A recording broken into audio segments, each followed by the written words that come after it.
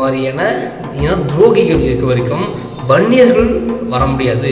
வன்னியர்ல ஒரு ஆளுமையாக இருக்க முடியாது. தானும் கெட்டு இனத்தையும் கேட்கக்கூடிய வகையில் தான் வேலுமணி பேசிட்டு இருக்காரு. இதனால மற்ற ஐயாவை விமர்சனம் செய்ய வேண்டாம். நீங்க எல்லாம் சொல்றீங்க, பாமக சொல்லுது, அதான் வேலுமணி வராருல்ல, ஐயா ஏத்துக்கணும்ல, ஐயா கூப்பிடணும்னு சொல்றாங்க. நல்லா தெரிஞ்சுக்கோ, அவன் வேலுமணி என்பவன் துரோகி துரோகி துரோகி. அவனுடைய வேலை எப்படியாவது நாமளும் மருத்துவருக்கு ஐயாவுக்கு நிகராக வரணுன்ற ஒரு ஆசை தான். வன்னியருக்கு நல்லது செய்யணும். ஏன்னா நீ எக்ஸாம்பிளுக்கு டிவிகே அப்படி சொன்னால் இன்னைக்கு எல்லாமே விஜய் கட்சி சொல்கிறாங்க. ஆனால் தாவாக்கான்ற ஒரு கட்சி இவருக்கு முன்னாடி ஒரு 10 வருஷம் 20 வருஷத்துக்கு முன்னாடி இருக்குது. இன்னைக்கு எம்எல்ஏ இருக்கிறாரு மக்களுக்கு தெரியல.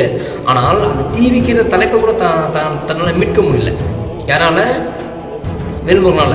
இவன் எப்படி 10% மீட்க போகிறான்? இவன் எப்படி இந்த ஆண்டுக்கு கட்சிக்கு எதிராக பேச போகிறான்? அதெல்லாம் கிடையாது. இது என்னன்னா தன் மீது எஜமானுடைய பார்வை படலை. அதனால அந்த கோபத்தை வெளிக்காமிக்கணும். அதுக்கு மழை பாதிக்குது, அமைச்சர் பார்க்கல, அவங்க பார்க்கல, இவங்க பார்க்க சொல்லிட்டு